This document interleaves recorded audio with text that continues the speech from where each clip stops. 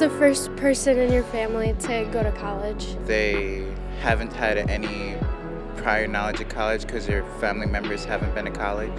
Someone who's maybe the first person in their family to go to college. So like not their parents didn't go. I recently learned that a first-generation student is when neither parent has received a bachelor's degree. I am a first-generation student. I am a first-generation student. I am a first-generation student. I am a first-generation student.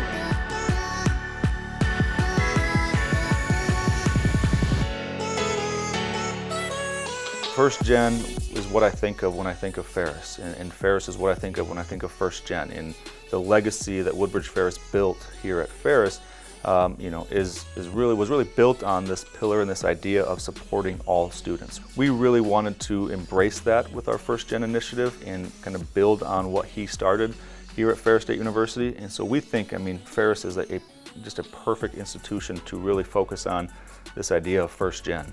But at Ferris, we really wanted to be as inclusive as possible. And so we kind of modified our definition and came up with what we think is a really great definition, and that is that any student where neither parent has graduated with a bachelor's degree from the United States, and or any student who really just lacks that familiarity with a four-year institution in higher ed and the structure of things. So we really try to be as inclusive as possible.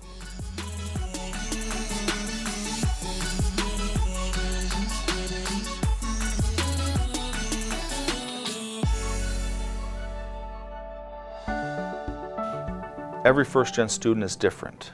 Every first-gen student comes from a different background and has different skill sets that they bring to the institution. I learned I was a first-gen student when I realized that I'm the first man in my family to get a degree, and I kind of felt good. I realized, that my mom never went to college, and I don't know my dad, so I'm not sure if he went to college or not, but I have always wanted to go to college.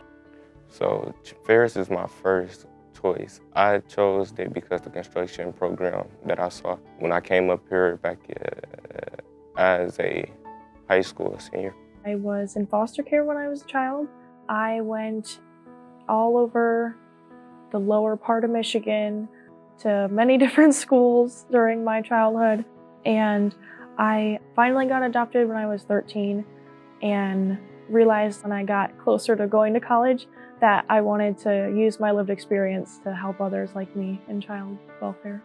I would really like to work with foster care children a lot and stay in Michigan because that's where I was in the foster care system and that's the children I want to help.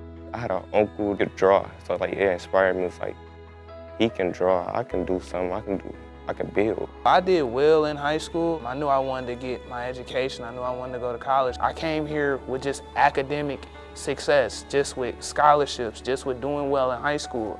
You don't see too many black boys doing that, It's very hard and it's not really talked about. It's not cool to be a nerd. It's not cool to like to read books or, not to be a football player, basketball player. So coming to college and not having that type of idea is very, very hard.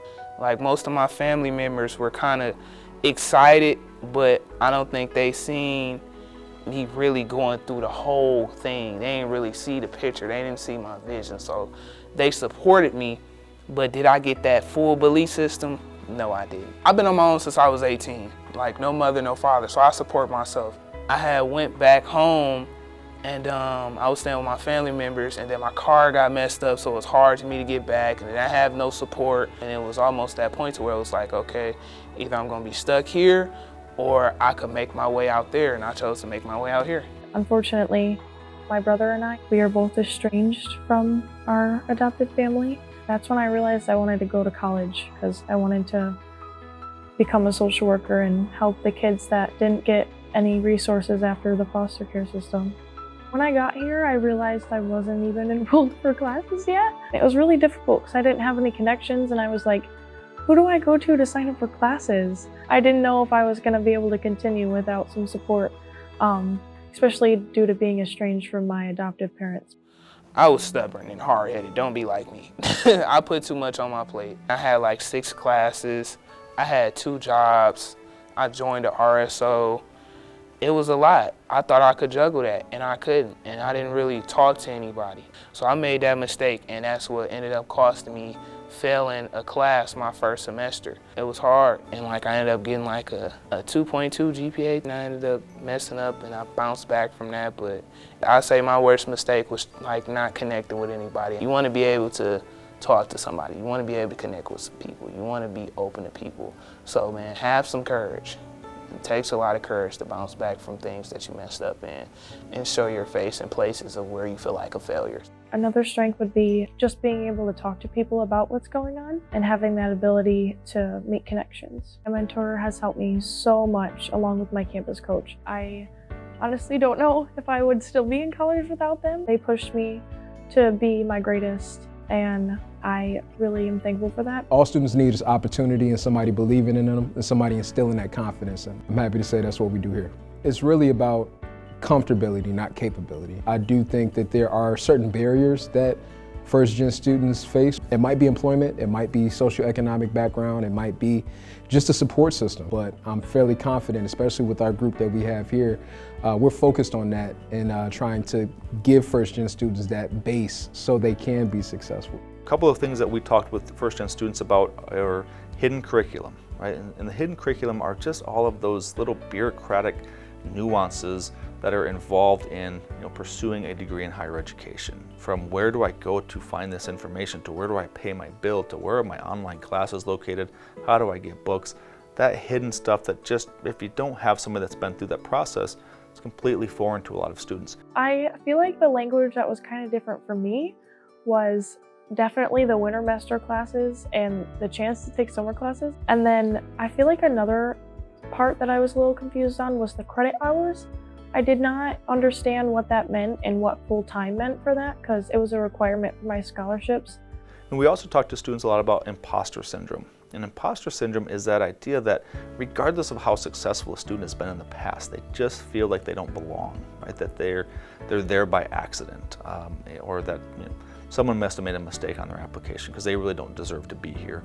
And so we really talk to students a lot, or try to talk to students about overcoming that idea of imposter syndrome. And look, you do belong here, right? We want you here at Ferris. You are a part of Ferris, and there was no mistake made on your application, right? You are here for a reason, and that's because you are talented and capable of achieving whatever you want in life. I think the biggest barrier is that self-barrier and saying, you know what, I can do it. This is manageable. I'm more than capable.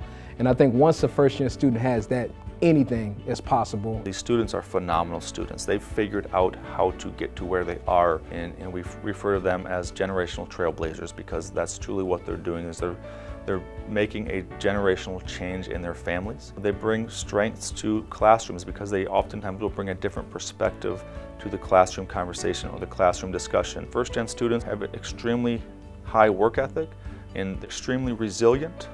Perseverance. It's something I've used throughout my life, but definitely here at college, it's been something that kept me going. We all know roadblocks come in many different forms, but that person that can say, you know what, this is happening, I'm gonna reach out to my resources and I'm gonna push through and power through, those are the students that are successful. I definitely encourage any first-year students to develop resiliency. It will change your life, I promise you.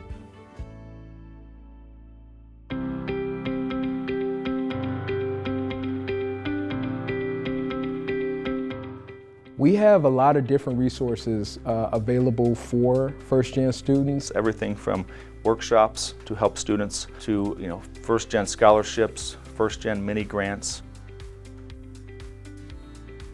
The first-gen website was really built as a one-stop shop for all students. The first-gen website is a great resource for directing students to all of our resources we have on campus. So if they go to our website, they'll see everything related to first-gen support. Within that website, there is a first-gen resource page that's full of information on scholarships, mini grants, an allies network. What we try to do is really create a space where a student can go to find resources for really anything they're looking for. We have a first-gen allies network of faculty and staff who, again, aren't part of the work group necessarily, but they want to support first-gen students. And so the way that that page is set up is questions and answers. If a student has a question that they have on a particular subject, they can click on that and it will provide them with information on who to contact, who to reach out to help those students answer those questions in a little bit more of a nuanced kind of way. We also have something called the First Gen School Supply Library, where first gen students can kind of grab and go anything that they need. When you go into the CAPS office, there's a big storage-ish unit back there with a bunch of notebooks and school supplies in general. And it was really nice to be able to just go and get some small stuff that I needed. We know that a large percentage of our first-gen students are also first-gen low-income students, and so we try to do what we can to support them financially. Finances have always been a problem for me, especially with pursuing higher education, which is why I didn't think I would be able to. The tuition incentive program, that's for most likely first-gen students. That's something you would get in tuition and aid, especially if you're a low-income household. They were able to help me, for example, financial services. And the Ferris Youth Initiative program, they were able to help me a lot with scholarships and figuring out how to take out loans and how much I'll have to pay by the end of my degree. That financial aid came in big time. OMSS, that's the Office of Multicultural Student Services. That was a good first-gen utilization tool because it kind of helps you to be able to feel welcomed in places you may not feel welcome. Just being connected with people that look like you, first of all, it kind of makes you feel more comfortable being in college because, that's may likely who you used to being around.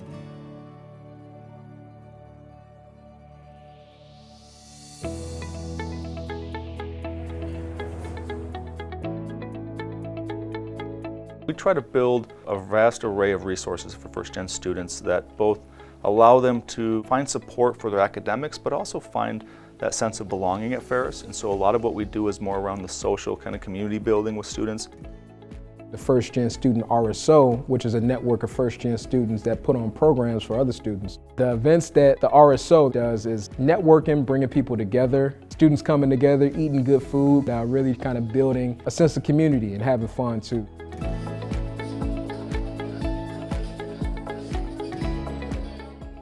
One of the challenges I faced was I did not know anybody, so I overcame them by trying to meet new people and bonds with people that were in my class and, create those new relationships with people because I didn't want to be alone. The first meeting is the most important meeting because if you just show up to that, you meet somebody who could share that experience along with you and you have somebody there, the advisor, who could advise you on the situations or experiences you may have that other people may not be able to tell you about, and that's the biggest thing that you could take for granted. Not only is it the social aspect, but it's also about giving information and pointing our students to the right direction. What we're trying to do is build a sense of community for these students in a support network. So these students realize, they're not alone in this process and they always have someone that they can go to for questions or help or support. And so that's really a big focus of what we're trying to do is build that sense of camaraderie and community among our students.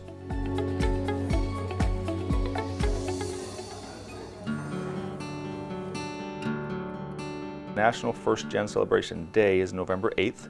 We decided at Ferris that a day wasn't enough, so we turned into a week-long celebration. And so this year it's November 4th through the 9th, and each day and night we'll have events going on for first-gen students. So, everything from we're doing a pickleball event to a gaming night.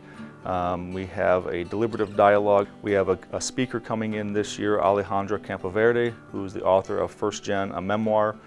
She's coming in to speak and do a book signing one night. So just all sorts of events for our first-gen students.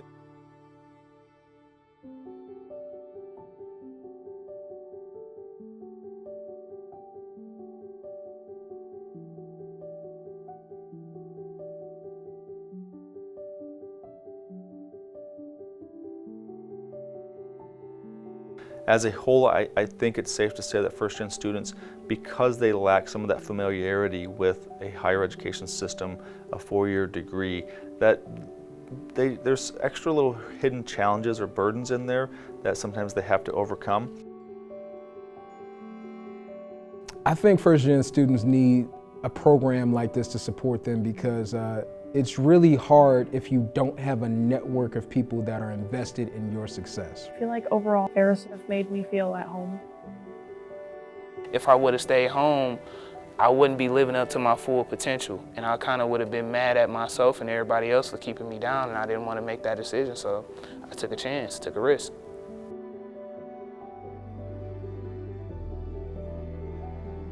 You know how people say before Mount Everest was discovered, Mount Everest was still the highest mountain?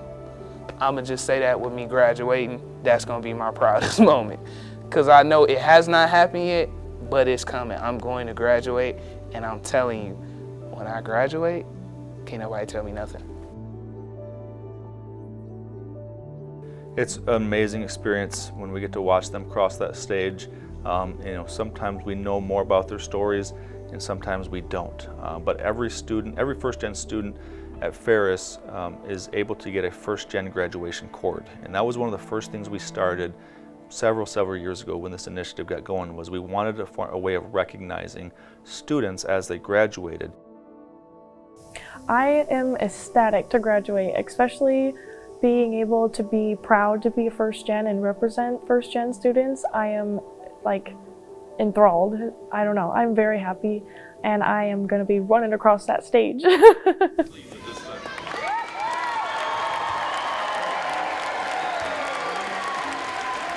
Ferris is what you make it.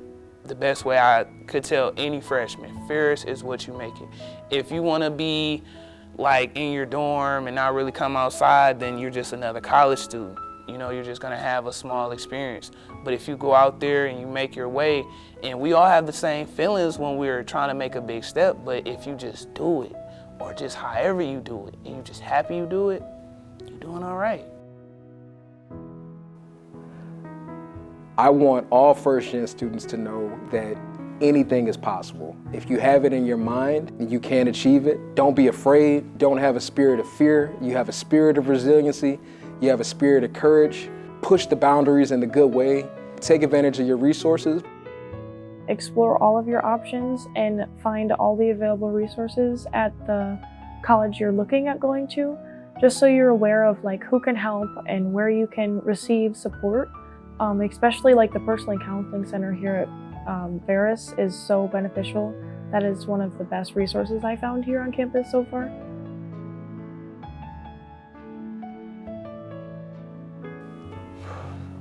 The advice I would give to first-gen students is to be yourself and to realize you're not alone. That at Ferris alone there are roughly 3,000 other students who are first-gen just like you. Ultimately, it's about contribution, giving back, and keep moving it forward. So my biggest advice is you can do it, but help somebody else get there too, and that's what it's all about.